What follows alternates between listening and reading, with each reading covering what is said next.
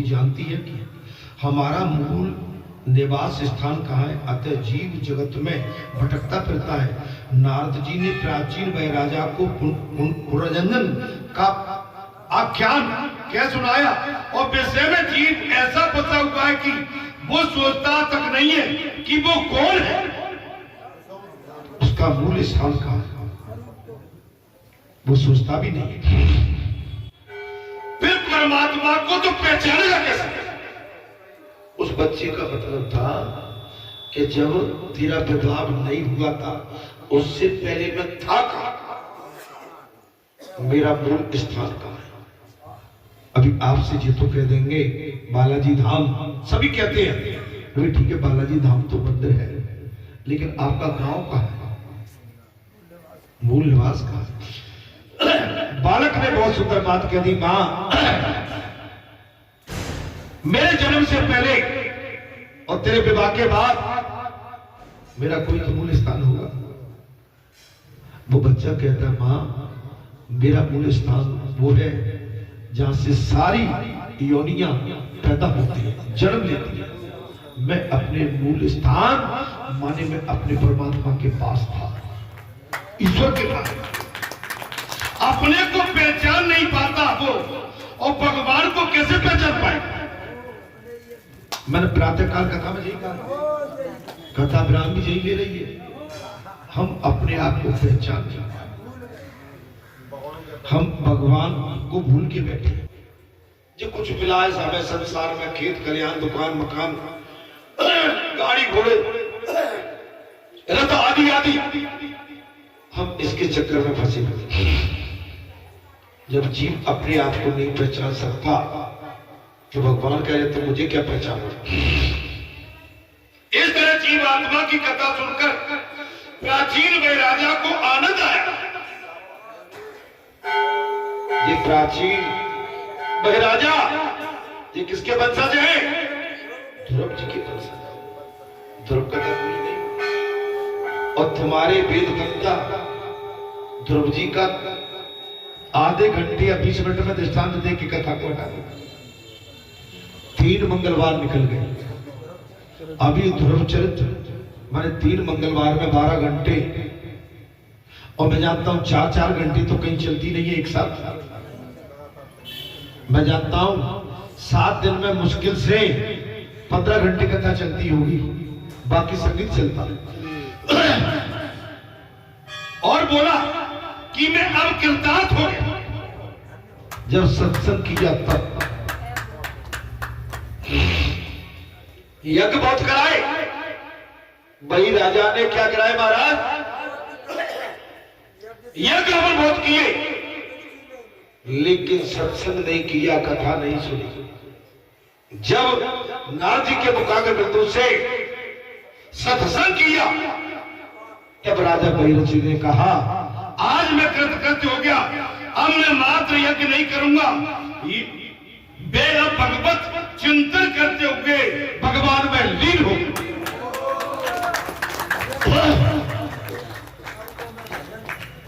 अब मैं यज्ञ नहीं करूंगा, मैं भगवान का भजन चिंतन करते हुए भगवान में लीन हो गए हैं। कथा मनुष्य को उनके दोषों से परिचित कराती है। कथा आप सुन लो, मुख्य बात इसमें मनुष्य बुरा मानता है, कथा दोषों से ही क्या कह रही है? कथा मनुष्य को उसके दोषों से परिचित कराती है। पुजारी जी, मनुष्य से मतलब केवल एक ही मनुष्य नहीं हो, मनुष्य इस भारत देश में विश्व में भरे पड़े हुए, और ये कथा उसके वास्तविक दोषों से कथा उसको परिचित कराती है। ये नारद जी कह रहे हैं, और मुक्त भी कराती है, और क्या करती है? लेकिन मुझ पर दोष लगता है कि मैं तो कथा किसी के लिए कहता हूं, मैंने ये पाया है आज तक। अरे अब तो कोई सही बोल दो महाराज, मैं सत्य को छुपा जाऊं कि नहीं कहूं, लेकिन मुझ पे मैं आज से किसी पे नहीं, ऐसी बात आती है, वो तो महाराज जी ने हमसे कह दी बात। नहीं नहीं, मेरा आपके मन को आपको दुख देने का मेरा कोई यहाँ पर मेरा कोई संकल्प नहीं है। मैं तो जो कथा कह रही है वो कह रहा हूं। अब कथा वो मुझ पर ही लागू हो जाए तो मैं क्या करूं, और मुझ पर भी लागू हो गई, आपको अपनी बात स्वीकार करना पड़ेगा। आप चतुराई से बच के नहीं आ सकते। और भगवान कहता है कि जो कथा बैठ के चतुराई से बच के जाएगा वो कहीं ना कहीं केले जैसा छिलका इस रास्ते में पड़ा होगा, और तमाम डाल देते हैं केले के छिलके, फिसलेगा और गिरेगा। अब गिरता है तो कहता है कि मेरे भाई तुम धृतराज बन के मत, आप आंखें खोल के चलिए ना भाई। कथा मनुष्य को उसके दोषों से परिचित कराती है। मैं फिर कहूं क्या बात, कथा कोई भी मनुष्य के दोषों को उसे परिचित कराती है। लेकिन जहां जो हो जाता है कि महाराज जी तो हमसे कहते हैं, जहां तो मैं जाता हूं ना महाराज, जब आंवले के पेड़ के नीचे रुबा कर रही मत जाते तो हमसे कह गए, मैं तुम्हारे गांव को नजदीक रोज बैठ रहा हूं तासे, नहीं तुम नेपो नहीं रोड पाते। मैं बहुत कम निचोड़ता हूं, तुम्हें इतना निचोड़ के रख दूं कि तुम्हारी सांसें थमने लगे। समझ में आ रही कि नहीं आ रही? नहीं आ रही? अरे दाई से पेड़ छिपता है क्या? अरे मैं तो तुम्हारे क्षेत्र की दाई हूं, दाई। क्या भैया? अरे तुम्हारे गांव गली कुआ खेत मैंने बारिश और से बाजरा जोड़ई और रूसन घास और सेके सरबाटे सोहा सरसों सब देखिए भाई। मैंने कुआ बाबली सब देखे। अब कहूं दाई से पेड़ छिप जाओगा, और ऐसा नहीं कि तुमने मुझे नहीं देखा होगा, मैं भी कुछ छिपा रहा होगा तो तुम्हें भी दिख जाएगा। महाराज आदमी के आचरणों से आप जहां जुड़े हुए हो तो जी आप सुन के इसको भी खुश होते हो कि हमने दूसरी जगह पे जुड़े हो। भाई आप जहां जुड़े हो तो आप सही ठीक है, लेकिन भटके हो तो वो भी बात कही जाएगी, भटको मत महाराज। और मुक्ति भी कराती, पुनर्जन्म का प्रारब्ध तो झेलना ही पड़ता है। ऐसा प्रयत्न करना चाहिए कि कथा विराम पे आ गई, क्या प्रारब्ध उत्पन्न ही न हो।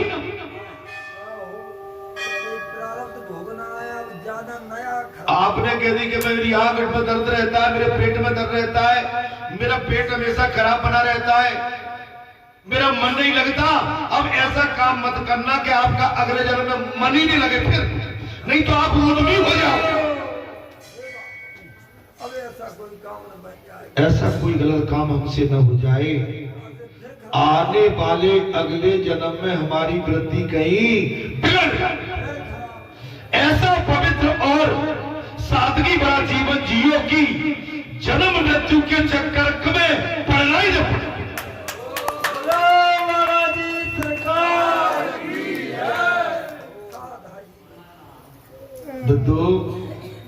दद्दू ठीक है कि नहीं?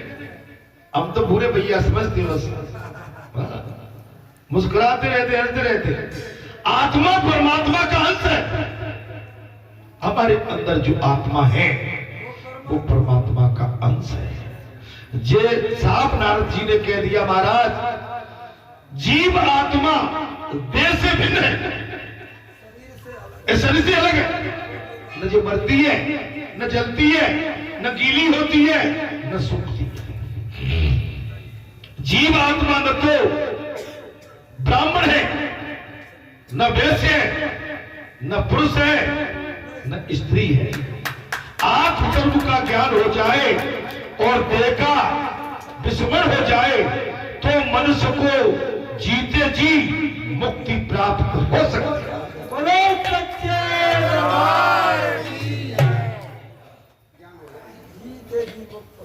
जगत नहीं है ऐसा महाबोध अनुभव तो मनुष्य को होता है।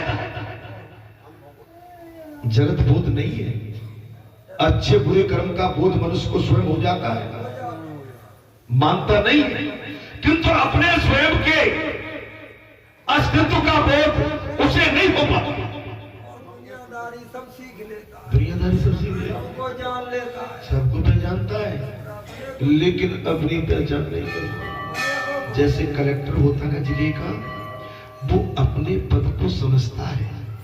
अगर मैं जनता में जाके कहीं लिप्त हो जाऊंगा तो मैं कलेक्टरी नहीं कर पाऊंगा, मुझे लिमिट में रहना है, नियम में रहना है और गुजर बन के रहना। ऐसे ही सत्पुरुष महापुरुष होते हैं, वो जानते हैं, सब जानते हैं, लेकिन जानते हुए भी वो अनजान बन के रहते हैं। आप ये समझ लेना, ऐसा नहीं मैं ही जानता हूं, हम ही जानते हैं, आप सभी जानते हैं। अर्थात भगवान ने यहां पर नारद जी ने साफ कह दिया, राजन अहम का विस्मरण नहीं होगा जब तक आप अपने अहम को नहीं जानते। उसे बुलाना पड़ेगा। अंदर सबसे बड़ा शत्रु आपका अभिमान है। मैं क्यों दादी से बात करूं? दादी बात करेंगे? अरे तुम निकली हो गर्भ से, तुम्हारी अभी सोवर की बास भी नहीं खत्म हुई है और तुम कहते हो कि दादी हमसे बात करें। धिक्कार है तुम। मैं एक उदाहरण दे रहा हूं, मैं तो महाराज जी से बात करूं, महाराज जी की अटकी हुई मुझसे बात करेंगे? धिक्कार है। मैं क्यों पंचों से बात करूं? पंचों की अटकी होगी तो अरे भाई पंच परमेश्वर होगा।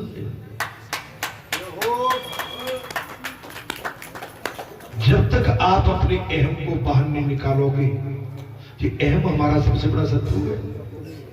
हम तो यहां से जाने के बाद पुजारी जी यहाँ की खोज कर भैया आज हम लोग परेशानी तो नहीं है। अब मैं कहूँ तो महाराज जी पट्टी क्यों लगा फोन, ये मेरे बाबा, तो बात चल जाएगी। भाई मैंने राकेश को क्यों लगा? राकेश तो भाई केवल यहाँ पर, अरे भाई राकेश मेरे हाथ में पहने हैं, मैं ढोलक वाले से क्यों बात करूं? अरे भाई मेरा ढोलक वाला है, या ढोलक बजाता है प्रेम से।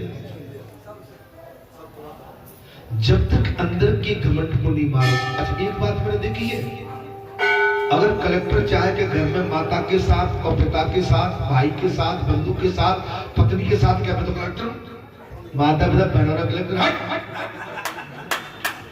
ये मेरे बाबा,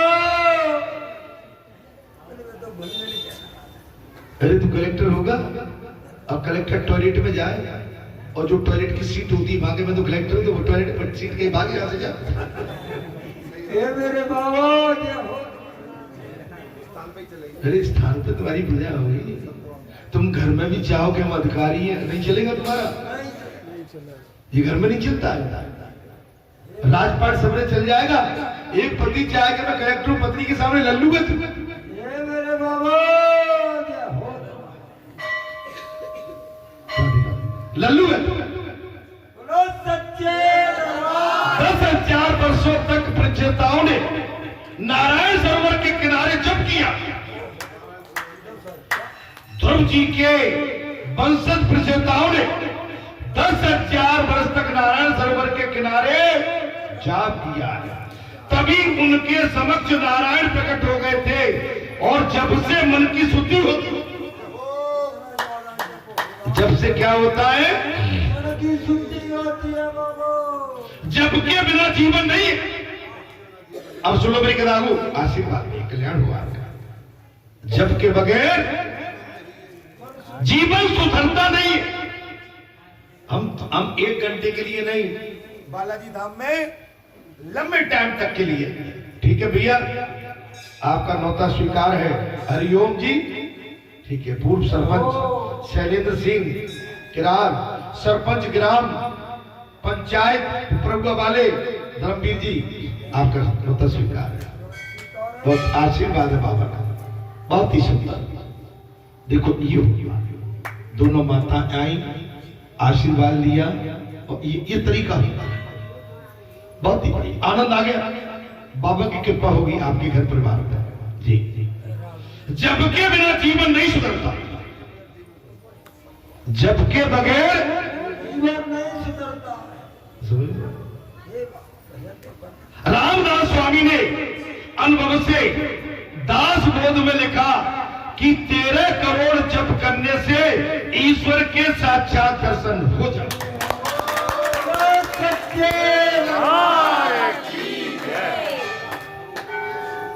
13 करोड़ जाप करने से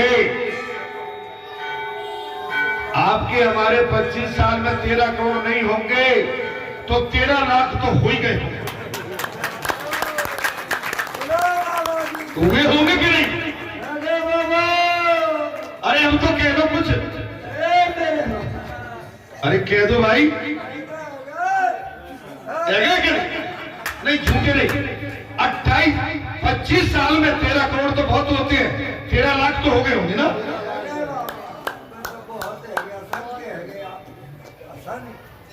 मैं एक चीज बता दूं, अब बालाजी रोज प्रकट नहीं होते, अब बालाजी केवल तुम्हें सुनाते हैं, तुम्हारी सुनते हैं। और इन दृष्टि से और इस मन से आपको झांकते रहते हैं। अब ये वाणी ही सिद्ध हो गई है।